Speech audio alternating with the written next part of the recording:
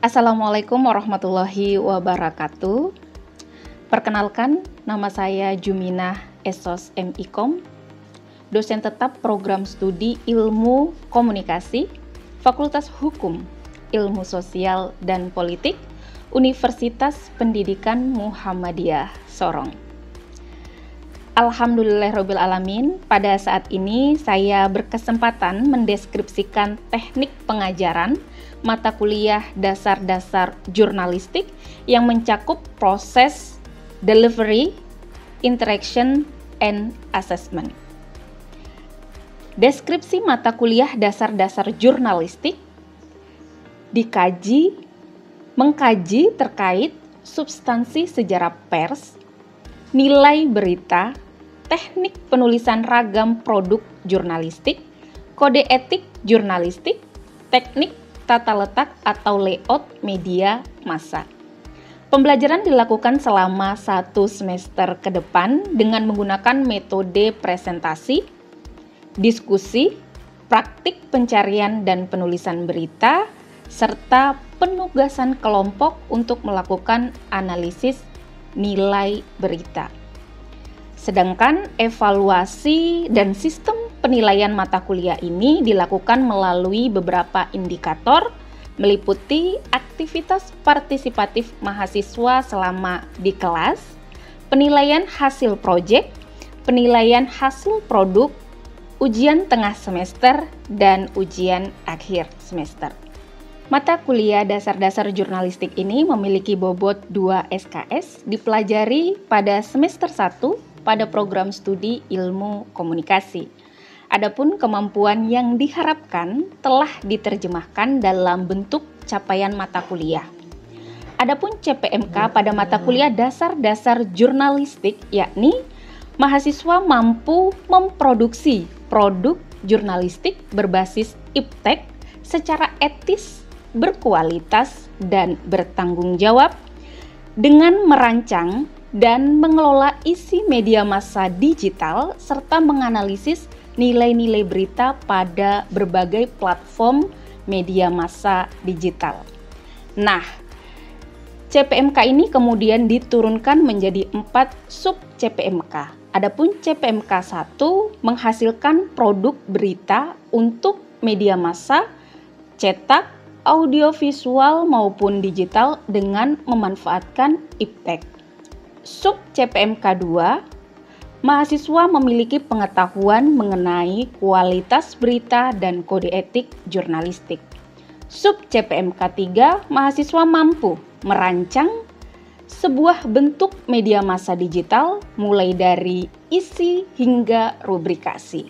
Sub CPMK 4, mahasiswa mampu bertanggung jawab pada pekerjaan sendiri maupun organisasi yang tercermin dalam keberhasilan melakukan analisis nilai-nilai berita pada beragam media massa. Selanjutnya, materi pembelajaran atau bahan kajian yang akan diajarkan di kelas meliputi definisi jurnalistik dan sejarah perkembangannya, tugas dan fungsi media di masyarakat, nilai berita, menulis berita, objektivitas berita, pengumpulan data meliputi teknik wawancara dan menembus narasumber, menulis berita feature, bahasa jurnalistik, ide menulis di media massa, kode etik jurnalistik, ragam genre jurnalistik, kebebasan pers hingga mampu merancang rubrikasi media massa sesuai dengan target audiens. Selanjutnya, referensi yang digunakan selama pembelajaran terdiri atas 2, yakni referensi utama saya mengambil dari buku, sedangkan referensi pendukung berasal dari beberapa penelitian saya yang telah dilakukan, yang telah terbit di jurnal Sinta 4 dan Sinta 5 terkait tentang profesionalisme wartawan. Referensi utama ada dari Yasraf Amir Piliang terkait buku dasar-dasar jurnalistik, kemudian ada dari Bill Kovacs tentang The Elements of Journalism, kemudian Nasrullah buku jurnalistik praktik, buku dari Dedi Mulyana terkait sosiologi komunikasi massa, dan buku dari Leo Agustino tentang etika jurnalistik. Sedangkan pustaka pendukung berasal dari penelitian saya yang berjudul tentang profesionalisme wartawan politik pada media online di Sulawesi Selatan, dan penelitian 2 saya terkait strategi peran jurnalis pariwisata dalam meningkatkan kunjungan turis di Raja Ampat.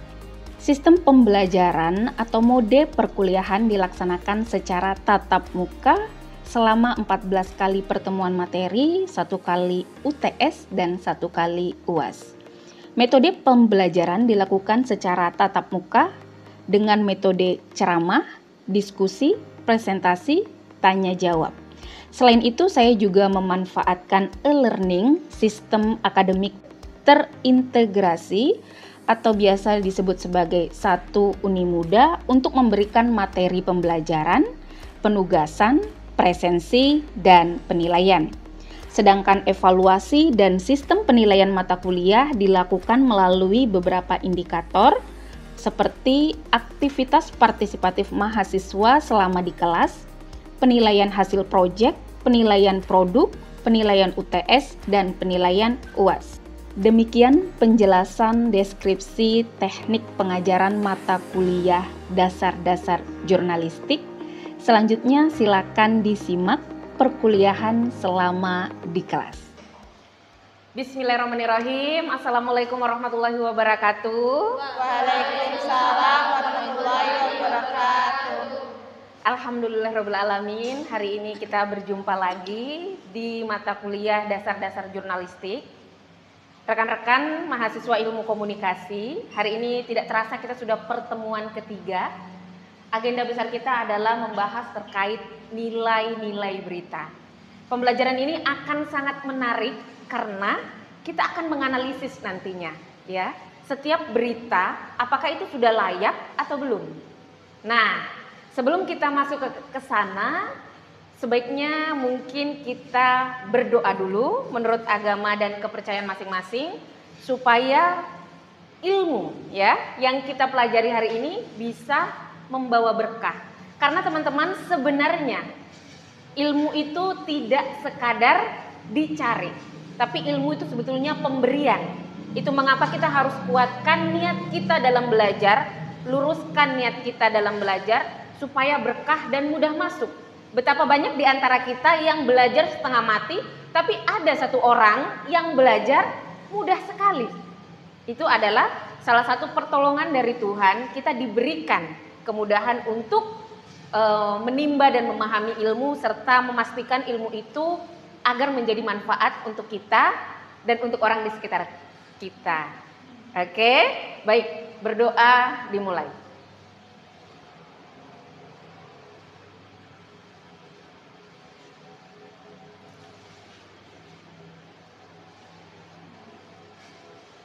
Terima kasih teman-teman. Selanjutnya kita melaju pada mahasiswa ilmu komunikasi semester 1. Baik, di semester 1 ini anak komunikasi harus banget ngerti terkait dasar-dasar jurnalistik.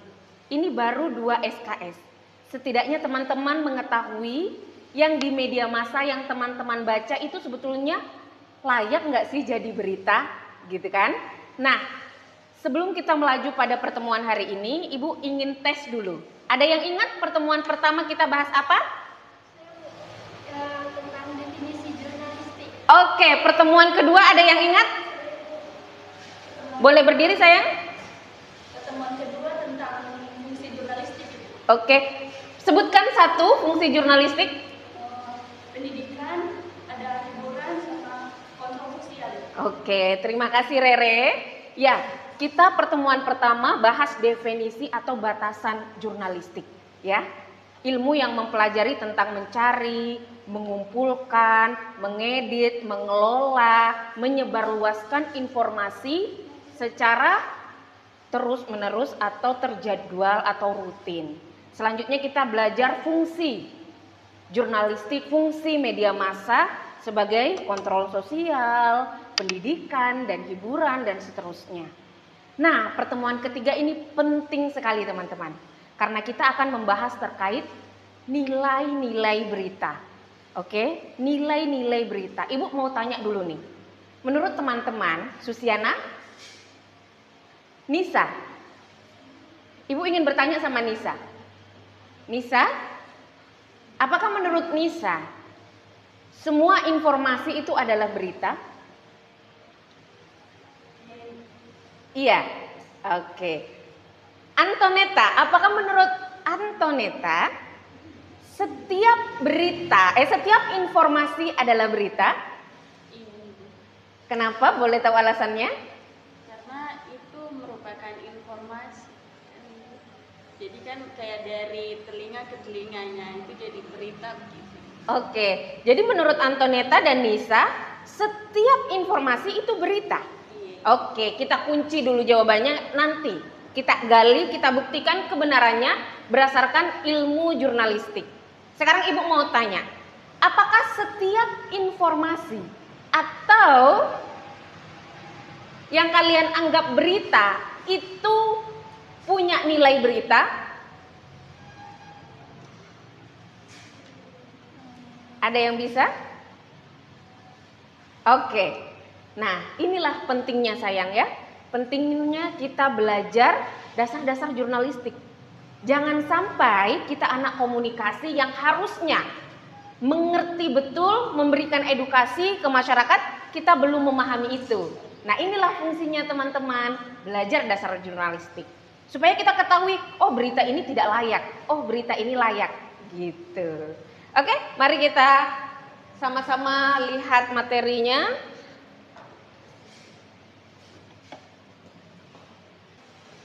Teman-teman, nilai berita itu hal dasar yang harus dipegang oleh semua mahasiswa. Pokoknya teman-teman harus di luar kepala ini nilai berita ya. Materi ini harus di luar kepala. Kalau teman-teman menguasai ini, teman-teman sangat mudah mencapai CPMK atau luaran yang diharapkan, yaitu peningkatan pengetahuan bahwa teman-teman mampu menganalisis berita yang teman-teman baca itu layak atau tidak. Nah, kita berangkat dulu dari definisi nilai berita pada media massa di era digital, gitu ya. Nanti teman-teman kalau udah menguasai ini, teman-teman akan menjadi seseorang baik pembaca maupun produsen berita yang cerdas. Kalau masyarakat cerdas, insya Allah mudahlah negara ini diatur, betul kan? Ya. Gitu. Baik, selanjutnya nilai berita itu apa? Ya, nilai berita adalah kriteria tertentu yang menentukan suatu peristiwa itu layak atau tidak untuk dimuat di media massa. Bukan media sosial ya, tapi media massa. Ada perbedaan antara media sosial dan media massa. Media sosial setiap orang punya, tidak terikat oleh aturan. Tapi kalau itu sudah media massa, dalam hal ini seperti Tribun Sorong, Detik.com, itu mereka sudah punya legalitas, mereka sudah dipercaya oleh publik. Jadi kalau mereka mau menulis dan memuat, harus memahami kode etik jurnalistik dan memastikan setiap berita yang dimuat itu punya nilai berita. Kalau media sosial tidak. Kalau media sosial orangnya mau posting apa saja, terserah dia. Tidak ada aturan dan etika yang mengikat. Nanti kalau misalkan teman-teman jadi redaktur, jadi editor, jadi wartawan, biasa kan banyak yang menawari kita untuk tolong liput saya dong, liput saya. Teman-teman identifikasi, ada nggak nilai berita A, B, C? Kalau nggak ada, jangan dimuat. Karena itu tidak layak. Kalau tidak layak, tidak ada pembacanya. Kalau tidak ada pembacanya ya bangkrutlah media itu. Sepenting itu kita memahami nilai berita. Yang kedua, fungsinya adalah sebagai filter untuk memilah berbagai peristiwa penting. Selanjutnya, panduan bagi jurnalis dalam praktik kerja. Oke. Jadi bagaimana Nisa? Jadi Apakah semua pertanyaannya apakah semua informasi bisa jadi berita? Tidak. Tidak, betul ya. Karena tidak semua informasi nanti punya nilai-nilai berita. Ada filter ya. Tidak semua informasi penting itu bisa jadi berita. Contoh, ibu saya meninggal hari ini. Itu penting bagi saya, penting bagi adik saya. Tapi apakah itu penting bagi saudara Mansar? Tidak. Kok gitu ya? Padahal itu penting. Nah, nanti kita analisa bersama. Gitu teman-teman ya. Baik, nilai berita ada apa aja sih Bu? Yang mana sih Bu? Oke, kita lihat bersama. Yang pertama itu penting. Penting dalam hal ini bukan kepentingan pribadi. Kayak misalkan ibuku meninggal, adikku menikah. Itu penting secara personal. Tapi dalam hal ini yang dimaksud adalah penting secara publik gitu. Contohnya Jokowi mau naikkan bensin menjadi, maaf, kok Jokowi ya? Sekarang udah Prabowo kan? Jadi hari ini misalkan Bapak Prabowo. Kemarin yang lagi heboh sayang, masih ada yang ingat? Masih ada yang ingat peristiwa paling menghebohkan dalam waktu dekat ini itu ada Raja Ampat ya, yang digali oleh perusahaan tambang. Itu kan kepentingan banyak orang, bukan satu keluarga, bukan dua keluarga, tapi spesial untuk masyarakat Raja Ampat dan Indonesia. Tapi kalau misalkan nanti teman-teman jadi seorang PR dan seterusnya atau menjadi pembaca biasa, teman-teman dengan mempelajari nilai berita bisa menjadi pembaca yang cerdas berdasarkan 8 indikator nilai berita itu. Nah, setelah mata kuliah ini kita luarannya harus mampu menganalisis berita. Oleh karena itu Ibu izin membagi kelompok, silakan hitung 1 dibagi 3 kelompok, mungkin hitung 1, 2, 3, 1, 2, 3. Baik teman-teman, Ibu sudah bagi menjadi 3 kelompok. Nah, dari 3 kelompok ini Ibu akan mengirimkan 3 link berita, bisa dicek di grup WA-nya, grup pembelajaran. Ya, di situ sudah ada 3 link berita. Kelompok 1 akan menganalisis nilai beritanya dan kalian diskusi, itu layak nggak jadi berita menurut kalian. Begitu juga dengan kelompok 2 dan kelompok 3.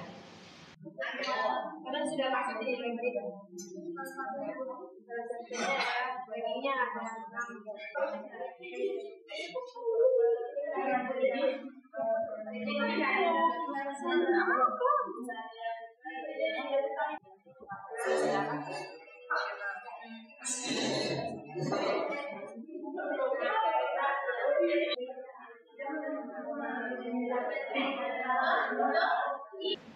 Baik, waktu sudah lewat 15 menit dan kali ini teman-teman apakah sudah berdiskusi? Kelompok 1? Sudah. Kelompok 2? Kelompok 3? Baik, teman-teman tadi sudah barusan menganalisis berita, jadi Ibu mau lihat kemampuan teman-teman sejauh mana mendeskripsikan nilai berita pada setiap informasi yang sudah dibaca. Ibu berikan kesempatan untuk kelompok 1. Mohon perkenalkan diri, tamannya, judul beritanya, dan nilai beritanya. Baik Ibu Juju, berita yang berjudul Heboh Paruh Sapi Kurban bertuliskan nama Muhammad Mustafa bin Jalal Sayuti. Berita ini sangat unik, mengapa? Karena berita ini dapat masuk dalam nilai berita dalam keluarbiasaan atau tidak lazim.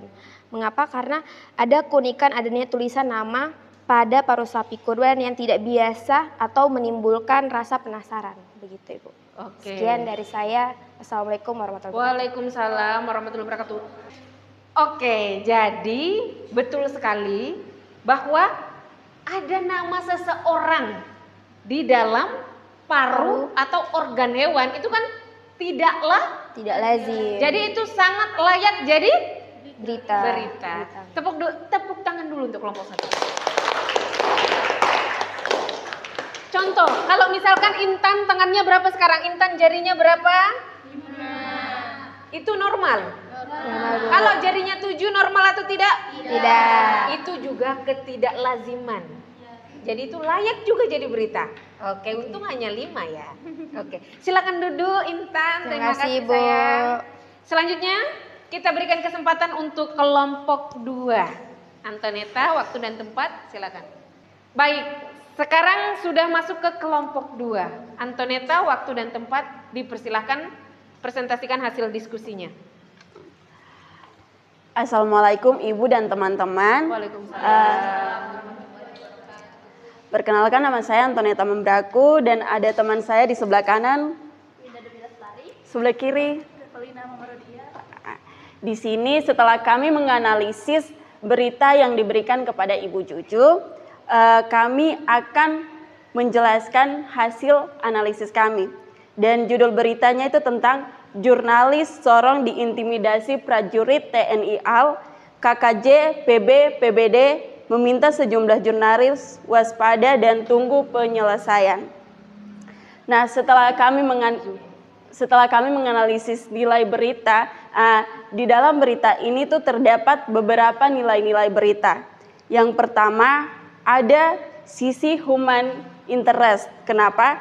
Karena berita ini tuh sangat menyentuh perasaan kemanusiaan karena melibatkan pelanggaran hak asasi manusia dan kebebasan pers. Yang kedua, ada dampaknya. Kenapa? Dampaknya ini karena diintimidasi terhadap jurnalis dapat memiliki dampak pada kebebasan pers dan keamanan jurnalis. Nah, ketika kami melihat aktualitas, ini di berita ini sudah tidak ada aktualitas. Karena apa? Karena berita ini sudah tidak hangat, sudah dari tahun 2024. Nah, sekian hasil analisis kami dan kesimpulan dari berita ini yang dapat kami ambil adalah berita ini tuh bisa diberitakan karena masuk ada kategori kriteria nilai di dalam berita ini. Oke, Antoneta dan kelompok 2 bagus sekali ya. Jadi nilai beritanya ada banyak nih yang ditemukan. Ada apa saja tadi, Dek? Coba sebutkan. Ada yang pertama ada sisi human interest. Human interest, terus? Dan juga ada konflik. Dan juga ada dampak. Ada dampak, ada 3 dalam satu berita. Luar biasa sekali. Tepuk tangan dulu untuk kelompok 2. Oke, jadi begitu teman-teman ya. Dalam satu berita, semakin banyak nilai beritanya, itu semakin bagus. Berarti berita itu semakin layak. Ya, contoh lagi, Raffi Ahmad kan tokoh terkenal. Deddy Corbuzier juga punya followers yang sangat banyak. Ketika Deddy Corbuzier Deddy Corbuzier berkonflik dengan Prabowo. Ini dia masuk nilai tokoh, dia masuk nilai konflik. Ketika dua penguasa ini pasti punya kebijakan yang berdampak ke masyarakat banyak. Dampak lagi, mungkin aturan YouTube, bersosial media, karena Prabowo kan punya kekuasaan. Kalau ini sampai terjadi, Prabowo berkonflik dengan Deddy Corbuzier, sama-sama tokoh. Ini luar biasa, ya. Semakin banyak nilai berita dalam satu berita, maka berita itu semakin layak, gitu.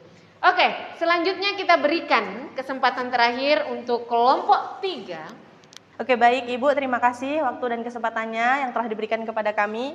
Perkenalkan, saya Makfirah Tunisa dan teman saya Farasita Hamid, sebelahnya Sudawati Fadilah, Asian Skiastuti. Oke, baik. Kami di sini akan mempresentasikan hasil analisis berita yang berjudul Jokowi hadiri groundbreaking Rumah Sakit PKU Muhammadiyah Uni Muda Sorong. Isi dari berita ini itu mengangkat kegiatan kunjungan kerja Presiden Joko Widodo ke Sorong, Papua Barat Daya dalam rangka meletakkan batu pertama pembangunan rumah sakit PKU Muhammadiyah Unimuda. Jadi di dalam berita ini juga dia ada nilai tersendiri, Bu. Yang pertama yaitu ada ketokohan. Berita ini melibatkan tokoh penting yaitu Presiden Joko Widodo yang memiliki pengaruh besar secara nasional. Kehadiran seorang presiden otomatis memberikan nilai tinggi pada berita ini. Mungkin itu saja yang bisa kami sampaikan. Wassalamualaikum warahmatullahi wabarakatuh. Tepuk tangan dulu. Terima kasih Anissa. Jadi tadi disebutkan sebenarnya bahwa unsur nilai beritanya yang pertama ada ketokohan. Jadi tokohnya ini semakin tinggi jabatannya itu semakin bagus, semakin layak ya jadi berita. Kalau ada kepala desa layak, di atasnya bupati, gubernur, presiden semakin layak. Oke. Dan Jokowi kemanapun itu dia jadi berita karena tokoh ya, ketokohannya luar biasa. Yang kedua tadi ada apa? Nilai kedekatan atau proximity. Kita semua orang Sorong pasti merasa gila Pak Jokowi datang ke Sorong gitu kan. Kelompok Anissa membahasakan nilai beritanya itu ada kebaruan, ada nilai aktual atau baru saja terjadi. Padahal itu dikoreksi ya. Jadi itu bukan aktual ya sayang karena sudah 2 tahun yang lalu. Ya. Yang dimaksud kebaruan ini pelajaran buat yang lain juga. Aktual itu baru saja, apalagi kalau 1 detik yang lalu itu baru ya. Sehari yang lalu itu kalau media digital itu sudah basi. Jadi kalau beritanya sudah bertahun-tahun itu sudah basi. Ini koreksi bersama ya pembelajaran. Tapi overall lebih dari itu semuanya teman-teman keren sekali. Baik teman-teman, tadi kita sudah diskusi bersama, luar biasa. Ibu pikir teman-teman sudah sangat paham. Dan kita sudah mencapai CPMK, teman-teman sudah mampu menganalisis nilai berita pada berbagai media massa. Ada yang dari Detik, ada dari Tribun dan seterusnya. Itu udah keren teman-teman ya. Udah bagus analisanya. Nah, selanjutnya mungkin kita udah di penghujung ya, udah di penghujung pertemuan dan Ibu pikir CPMK-nya tercapai. Kemudian selanjutnya teman-teman, tadi kita sudah bahas ya, pertemuan pertama definisi, pertemuan kedua fungsi, dan pertemuan ketiga nilai-nilai berita. Nah, pada pertemuan keempat nanti teman-teman pastikan hadir ya, karena ini pokoknya kita akan belajar terkait teknik menulis berita. Jadi apa-apa yang sudah disampaikan tolong direview kembali, diulang-ulang kembali. Ibu bahagia sekali dengan perkuliahan kita, pertemuan kita yang selalu antusias ya, antusias interaktif gitu ya. Ibu berharap rekan-rekan sekalian bisa terus mempertahankan semangatnya. Minggu depan ketemu lagi di pertemuan keempat, teknik menulis berita. Anak komunikasi minimal bisa nulis berita. Strukturnya bagaimana? Nah, itu semua akan kita dapatkan secara teknis keterampilannya di minggu depan. Ibu ucapkan terima kasih. Sehat semua teman-teman. Jaga kesehatannya, jaga semangatnya, selalu bahagia. Ibu akhiri. Fastabiqul khairat. Mari kita berlomba-lomba dalam kebaikan. Assalamualaikum warahmatullahi wabarakatuh. Demikian video pengajaran saya selama di kelas.